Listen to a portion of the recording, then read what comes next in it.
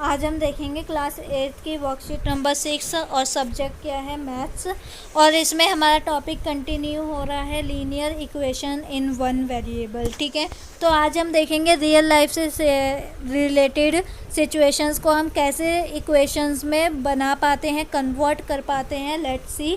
तो पहले क्या है, एन इंटरेस्टिंग पज़ल। क्या है हमारे पास puzzle? Mukta madam took out a handful of marbles from a bag and put them into another bag। ठीक है, उनके हाथ में क्या था, मार्बल्स थे। उन्होंने क्या करा, दूसरे बैग में डाल दिए। And clamped that bag and said to the children that क्या करा, उन्हें बैग को बंद कर दिया और क्या बोला चिल्ड्रन से, अपने स्टूडेंट से कि can anyone from you tell the extract number of marbles without opening the knot. अगर बिना उस बैग को खोले और बिना उस बैग को फाड़े आप बता सकते हो कि इस बैग के अंदर कितने मार्बल्स हैं। तो फतीमा ने क्या करा, फतीमा ने आंसर दिया, do you know what has been done by Fatima. उसने क्या करा कि उसका जो आंसर था वो करेक्ट हो गया। उसने कहा शी रिमूव्ड, उसने क्या करा, she removed marbles from first bag. उसने पहले बैग में से मार्बल्स सारे निकाल दिए। एंड वेट करा कि weighted it on the pan. ठीक है, पैन जो होता है हमारा ये, इसमें उसने वेट करा तो वो कितना निकला, बैग का वेट निकला 15 grams. Then now Fatima weighted the second bag on the pan, it weighs 330 grams. ठीक है, तो क्या करा, फर्स्ट बैग जो लिया उसने वो क्या करा, उसने वैसे ही खाली बैग नापा और वो 15 ग्राम्स का था। और जो सेकंड था वो मार्बल से भरा हुआ, वो कितने ग्राम्स का था, 330 ग्राम्स का था। Then Fatima become happy and said to madam that I know the extract number of marbles. तो सारे बच्चे, जब उसने ये लाइन बोली कि हाँ मेरे को पता है कि इसमें कितने मार्बल्स हैं, तब सारे के सारे बच्चों ने क्या, मतलब एकदम सरप्राइज हो गए कि इसे कैसे पता, और मैम भी साथ में कि इसे कैसे पता होगा और एकदम इसने करेक्ट आंसर कैसे दे दिया। Then Fatima explain the process of solution. तो इस पजल में सिंपल क्या है कि मैम आई क्लास में, उन्होंने एक बैग में मार्बल्स डाले और बोला कि मैंने इसे बंद कर दिया, अब बताओ कि इसमें कितने मार्बल्स हैं। तो बिना दे इस बैग को खोले और बिना फाड़े इस बैग को आपने बताना कि कितने मार्बल्स हैं। जैसे कि लेट्स से ये मेरा बैग हो गया, ठीक है, इस बैग में बताना है कि कितने मार्बल्स हैं। तो फतीमा ने क्या करा, यहाँ पर उसने पहले इन मार्बल्स को निकाला और क्या करा, बैग को ऐसे खाली तोड़ा तो वो 15 ग्राम्स का निकला। देन उसके बाद उसने मार्बल्स, जो दूसरे वाले था बैग उसमें मार्बल्स थे, उसे वेट करा तो 330 ग्राम था। देन उसने क्या बोल दिया कि हाँ मैम मेरे को तो पता है, मैं बता सकती हूँ। तो सारे बच्चे और साथ में मैम भी सरप्राइज़ हो गई। मैम तो मजाक कर रहे थे कि भाई पता, ऐसे बच्चे अगर करते हैं तो हम भी कर देते हैं। तो उन्होंने अभी सारे के सारे सरप्राइज़ हो गए। तब फिर क्या हुआ, तो क्योंकि जो फतीमा है उसने करेक्ट आंसर दिया, अब बाकी बच्चों को तो नहीं पता लेकिन मैम को तो पता है कि उसने करेक्ट आंसर दिया है, और बाकी बच्चे इसलिए सरप्राइज़ हो गए कि इसे कैसे पता चला। ठीक है, तो वो एक्सप्लेन करती है कि मैंने क्या किया। Let's see. उसने क्या कहा, let the number of marbles in second bag के। उसने मार्बल्स को के मान लिया और क्या करा, then the weight of the marbles of the second bag must be 15 multiply by K. कि अगर खाली बैग का जो वेट है वो 15 ग्राम है, तो अगर जो भरा हुआ बैग है मार्बल से उनका 15 ग्राम तो होगा ही होगा, क्योंकि वो बस बैग का ही वेट था। और जो मार्बल्स है उनका वेट तो बाद में आएगा। तो उसने क्या करा, 15 को के से मल्टीप्लाई कर दिया। And the weight of all the marbles, जो सेकंड बैग में जितने भी मार्बल्स रखे हुए थे उनका वेट कितना है, 330 ग्राम्स। देन द इक्वेशन उसके पास क्या बनी कि मैंने 15 ग्राम्स तो लिखा हुआ था, के मीन्स इक्वल्स टू में, अगर मेरा 15 ग्राम्स का एक है मार्बल या पूरा बैग है और उसमें क्या है, के मार्बल्स हैं और पूरा टोटल कितना है, 330 ग्राम्स है, तो बताओ मेरे पास कितने होंगे। तो उसने क्या करा, इस इक्वेशन को, वन वेरिएबल इक्वेशन को सॉल्व कर दिया। तो कैसे सॉल्व करा, यहाँ पर ये इक्वेशन जैसी हमने देखी वैसी बनी। उसके बाद उसने डिवाइड करा बोथ साइड बाय 15, ठीक है। यहाँ पर भी 15 से डिवाइड करा क्योंकि हमें कांस्टेंट मतलब कि के को अकेला छोड़ना था, वेरिएबल को अकेला छोड़ना था, तो इसलिए हमने क्या करा 15 से डिवाइड कर दिया कि 15 से 15 कट हो जाएगा और हमारे पास के ही बच जाएगा।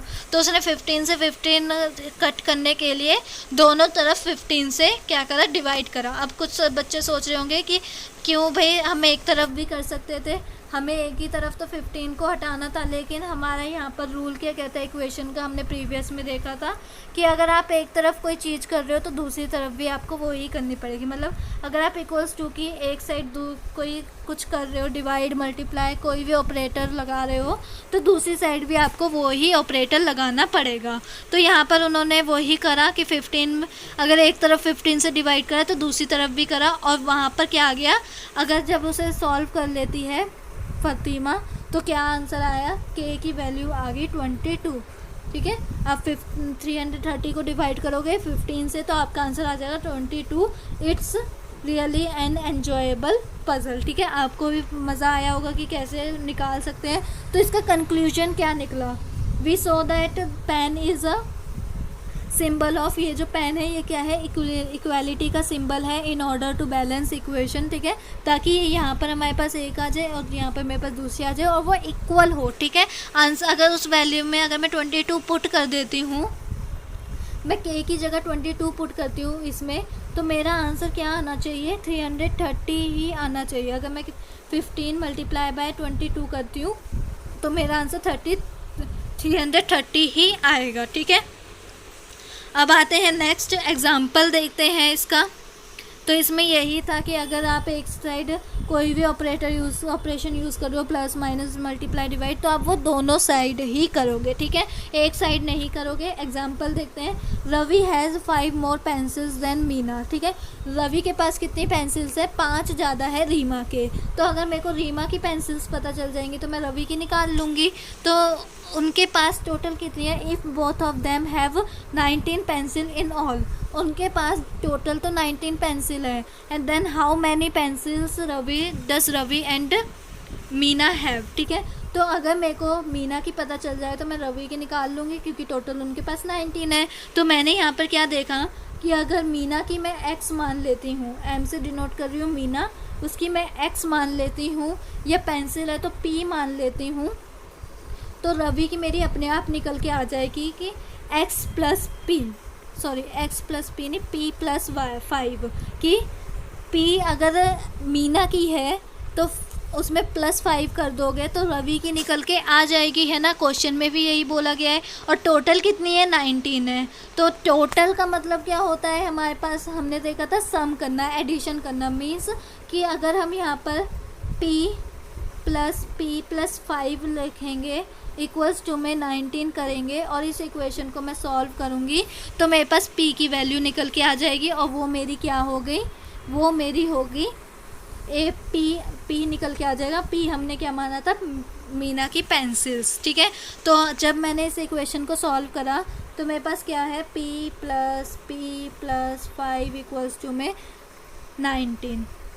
यहाँ पे ये प्लस का p है, तो मेरे को इस प्लस के 5 को हटाने के लिए क्या करना पड़ेगा, माइनस का 5 लाना पड़ेगा। तो मैंने क्या करा, इस माइनस के 5 को लाने के लिए दोनों साइड माइनस से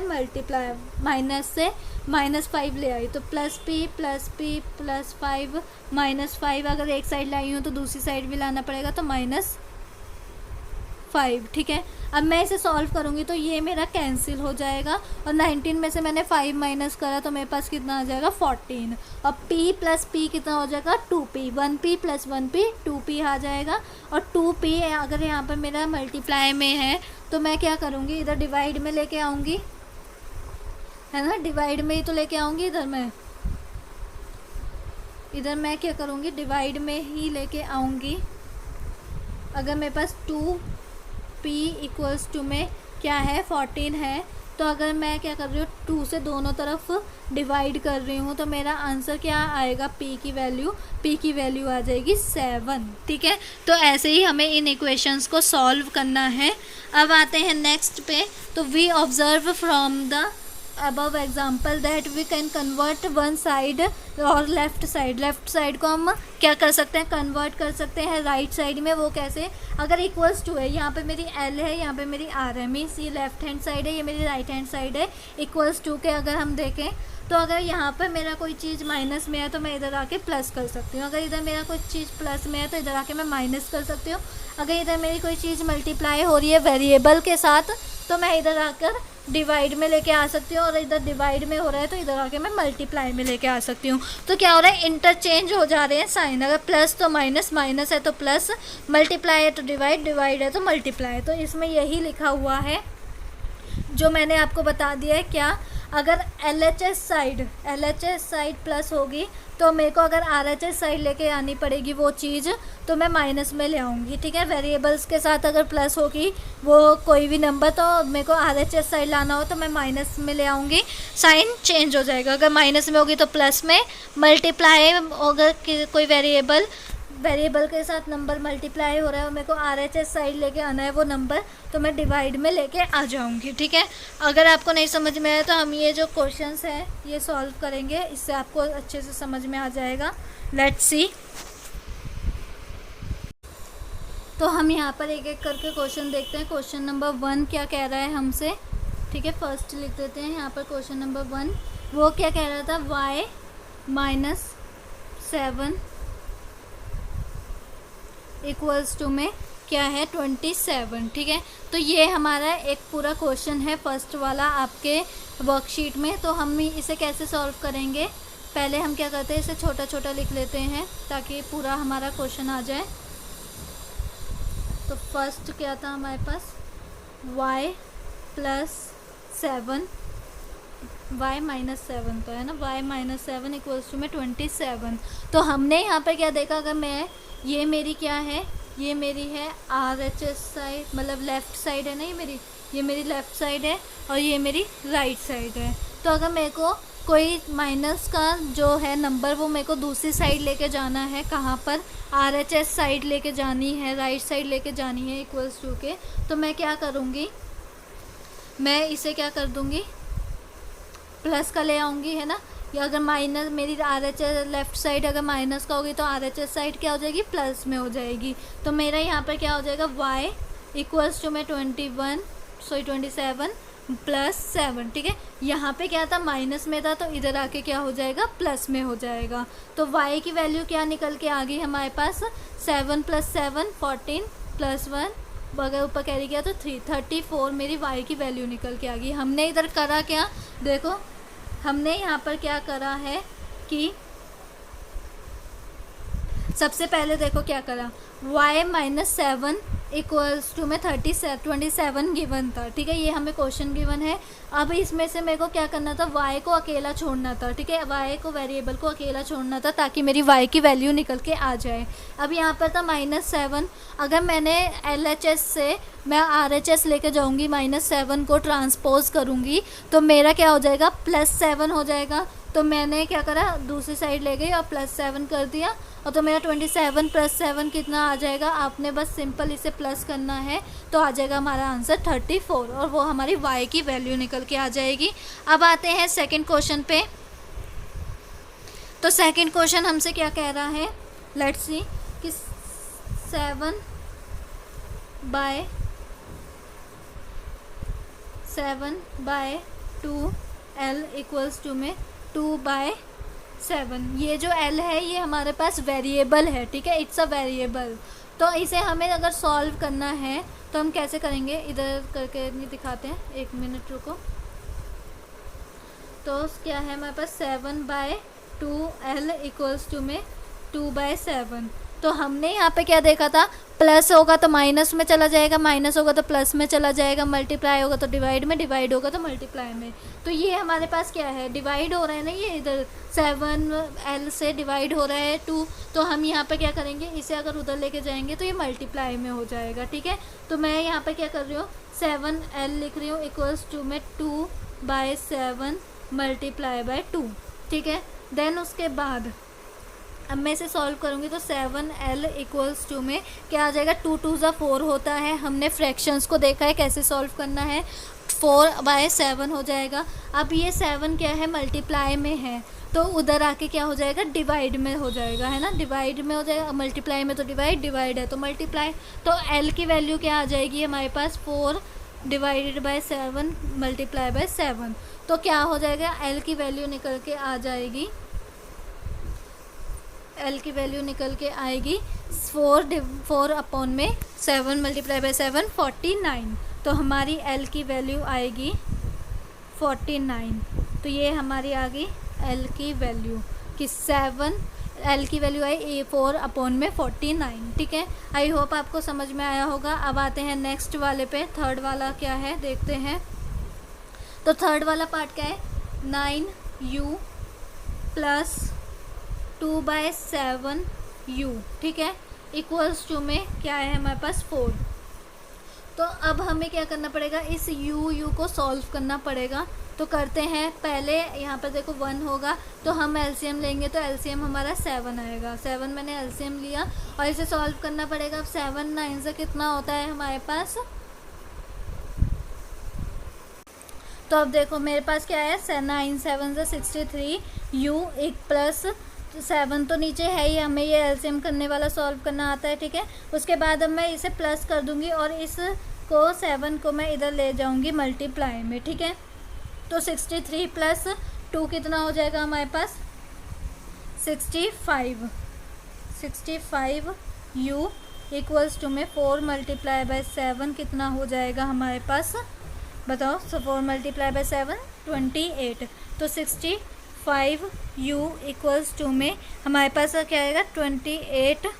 ठीक है, तो ये हमारे पास इक्वेशन बन गई। अब मैं क्या करूँगी, इस 65 को ले जाऊँगी इधर, जो अगर यहाँ पर ये मल्टीप्लाई में है तो दूसरी साइड जाके क्या हो जाएगा, डिवाइड में हो जाएगा। ठीक है, या तो आप ये याद कर सकते हो कि अगर न्यूमरेटर में है तो डिनोमिनेटर में, डिनोमिनेटर में है तो न्यूमरेटर में। ठीक है, जो है जैसा आपको याद हो रहा है वैसे आप याद कर सकते हो। तो यहाँ पर देखो, अगर मैं क्या कर लूँगी, इस 65 को, ठीक है, इस 65 यहाँ पर ये मल्टीप्लाई हो रहा है वेरिएबल के साथ, तो मैं दूसरी साइड लेके जाऊँगी तो ये डिवाइड में हो जाएगा। तो u इक्वल्स टू में मेरे पास क्या आएगा, 28/65।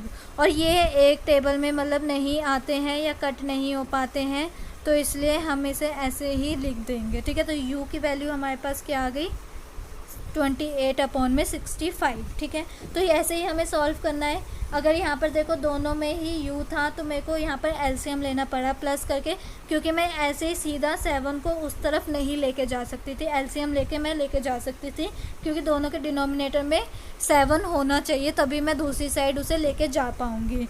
तो यहाँ पर हमारी ये वर्कशीट भी कंप्लीट होती है। देन मिलते हैं हम अपनी नेक्स्ट वर्कशीट में।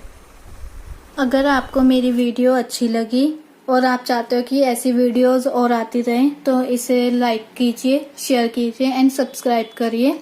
Thank you.